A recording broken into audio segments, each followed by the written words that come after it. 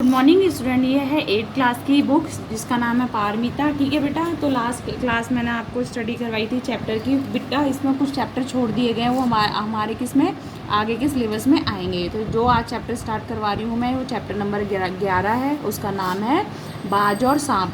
क्या है? बाज क्या हमारा पक्षी है और सांप क्या हमारा जीव है, मतलब धरती पर रेंगने वाला और ये आसमान में उड़ने वाला। चैप्टर का नाम तो आपको पता ही चल गया। ठीक है, इन दोनों की कहानी क्या है वो हम कहानी में पढ़ेंगे। ठीक है, तो मैंने आपको लास्ट टाइम भी बताया था, जब चैप्टर स्टार्ट करवाया था तो मैंने बताया था चैप्टर शुरू होने से पहले ब्लू कलर की या ग्रीन कलर की लाइन दे रखी होती है और चैप्टर किससे रिलेटेड उसका थोड़ा सा हमें हिंट दे रखा होता है।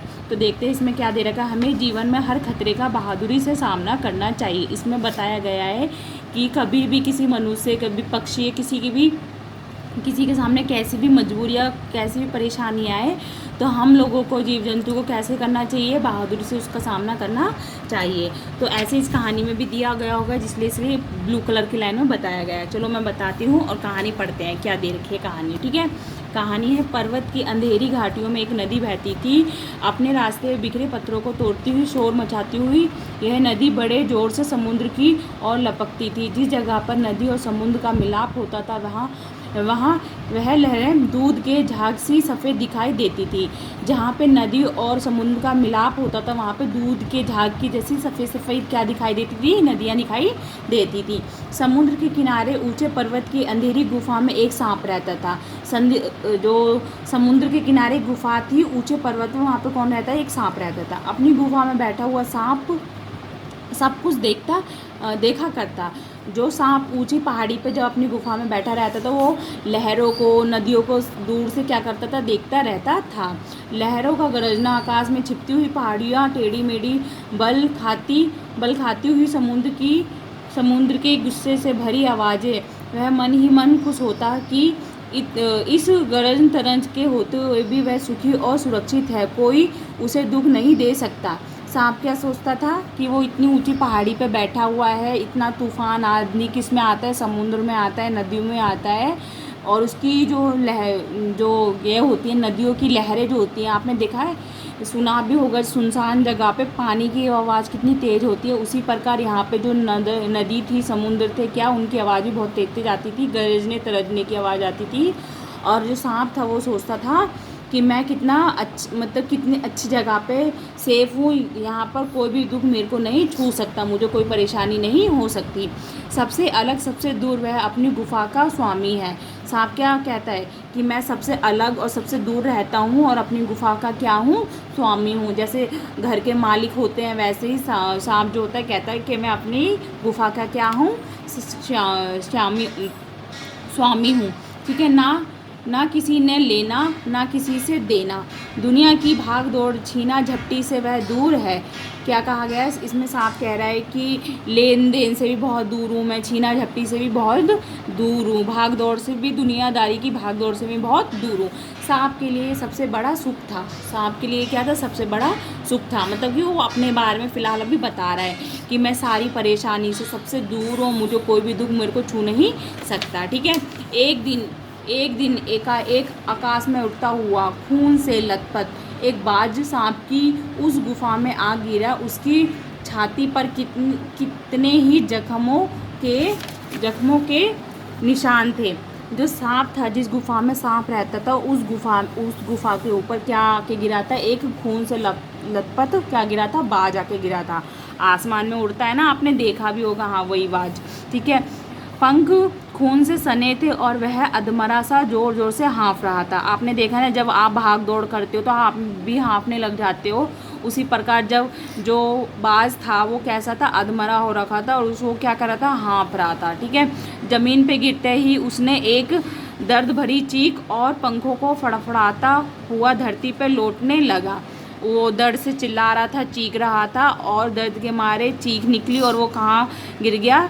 ज़मीन पर लोटपोट होने लगा। डर से सांप अपने कोने में सिकुड़ गया। डर के मारे क्या? क्योंकि सांप को डर इसलिए लगा था कि अभी तक उसकी गुफा में कोई भी ऐसा जीव जंतु नहीं आया जिससे कि वो डर सके। पर जब बाज गिरा उसकी गुफा में तो उसको थोड़ा डर हुआ, तो सांप क्या हो गया? एक कोने में सिकुड़ कर बैठ गया। ठीक है, दूसरे ही क्षण उसने भाप लिया कि बाज जीवन की अंतिम सांसें गिन रहा है। सांप ने अंदाज़ा लगा लिया कि जो बाज है वो जीवन की मतलब कि मृत्यु की राह में चल पड़ा है, मतलब कि उसके पास बहुत ही कम समय है अपना जीवन जीने के लिए, उससे डरना बेकार है। सांप क्या कहता है, उससे डरना बेकार है। यह सोचकर उसकी हिम्मत बंदी और रेंगता हुआ उस घायल पक्षी के पास जा पहुंचा। उसकी तरफ कुछ देर तक देखता रहा, फिर मन ही मन खुश होता हुआ बोला।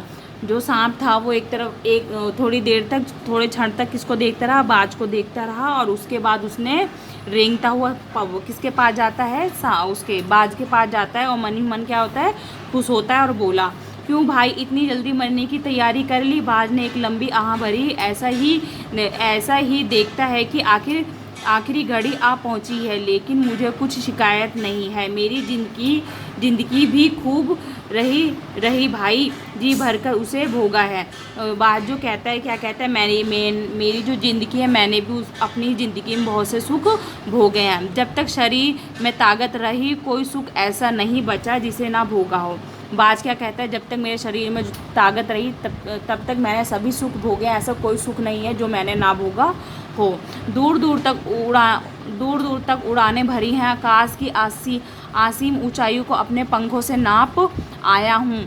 तुम्हारा बड़ा दुर्भाग्य है कि तुम जिंदगी भर आकाश में उड़ने का आनंद कभी नहीं उठा पाओगे। ये बात किसने कही है, ये बात बाज ने किससे कही है, सांप से कही है कि तुम बहुत ही दुर्भाग्य है तुम्हारा, जो कि तुम आकाश की उड़ानों का आनंद नहीं ले पाए हो, ना उठा पाओगे। ठीक है। सांप बोला, आकाश को लेकर क्या मैं चाटूंगा। सांप क्या बोलता है, आकाश को लेकर क्या मैं चाटूंगा। आकाश में आखिर रखा क्या है, क्या मैं तुम्हारे आकाश में रेंग सकता हूँ। ना भाई, तुम्हारा आकाश तुम्हें ही मुबारक। ये किसने कहा है, ये सांप ने कहा है कि आकाश के मैं सर धर के चाटूंगा, ये तुम्हारे को भी मुबारक हो, मैं तो आकाश में रेंग नहीं सकता। मेरे लिए तो ये गुफा भली, इतनी आरामदेह और सुरक्षित जगह और कहाँ होगी। सांप क्या कहता है, इतनी आरामदेह और सुरक्षित जगह कहाँ होगी, मैं तो यहीं पे खुश हूँ। सांप मन ही मन बाज की मूर्खता पर हंस रहा था। जो सांप था मन ही मन, आपने देखा है ना, कभी हम किसी पे हंसी करते हैं तो कभी कभी क्या करते हैं, मन उसको शो नहीं होने देते और मन ही मन उसके बारे में हंसी करने लगते हैं। तो सांप भी जो था वो बाज के बारे में मन ही मन में क्या कर रहा था, खुश हो रहा था। वह सोचने लगा कि आखिर उड़ने और रेंगने के बीच कौन सा भारी अंतर है। अंत में तो सबके भाग्य में मरना ही लिखा है, शरीर मिट्टी का है, मिट्टी में ही मिल जाएगा। ये बात कौन कहता है, सांप कहता है। क्या कहता है, शरीर तो मिट्टी का ही है, मरने के बाद किस में मिल जाएगा, मिट्टी में ही मिल जाएगा। अचानक बाज ने अपना झुका हुआ सिर ऊपर उठाया, उसकी दृष्टि सांप की गुफा के चारों ओर घूमने लगी। चट्टानों में पड़ी दरारों से पानी गुफा में टपक रहा था। सीलन और अंधेरे में डूबी गुफा में एक भयानक दुर्गंध फैली हुई थी, मानो कोई चीज़ वर्षों से पड़ी सड़ गई हो। जो गुफा थी, आपने देखा है ना, आपके घर या कहीं आसपास में अगर पानी की बौछार भी आ जाए कुछ दिन तक, तो वहाँ पे क्या आ जाती है, सीलन आ जाती है। और सीलन की क्या मारने लग जाती है, वहाँ पे महक मारने लग जाती है। सीलन की क्या मारने लग जाती है, महक मारने लग जाती है। तो आपको क्या लगता है, सड़ रहा है कुछ। ऐसा ही सांप बाज भी कहने लगता है कि तुम्हारे ये जो लहरें हैं, समुद्र की लहरें तुम्हारी गुफा में आती है, देखो जगह जगह से पानी टपक रहा है, जगह जगह क्या हो रही है, सीलन आ रही है, और ऐसा लग रहा है कि यहाँ पे कुछ सड़ गया हो। तो बेटा आज की कहानी बस इतनी ही। आगे की कहानी हम पार्ट नंबर 2 में पढ़ेंगे। इससे रिलेटेड मैं आपको होमवर्क देती हूँ, जो आपको किस में करना है, आपको अपनी बुक में ही करना है। ठीक है बेटा। क्वेश्चन नंबर 2 है, जिसका पार्ट 1, 2, 3 क्वेश्चन करने हैं। ये मैंने जो चैप्टर पढ़ाया है उसमें से ही दे रखा है, ये आपको खुद ही करना है, आपको अपनी बुक में नीट एंड क्लीन। ओके। फिर है मुहावरों के अर्थ लिखकर वाक्य में प्रयोग कीजिए। इसका क्वेश्चन जो दे रखा है, इसका क्या करना है, पहले अर्थ लिखना है, उसके बाद इसका प्रयोग करना है। ठीक है। और विलोम सब 3 क्वेश्चन मैंने दिए हैं जो आपको अपनी बुक में ही करने हैं। ठीक है बेटा। तो नेक्स्ट क्लास जो होगी हमारी पार्ट नंबर 2 होगी, और आगे की कहानी हम तब कंटिन्यू करेंगे। ओके।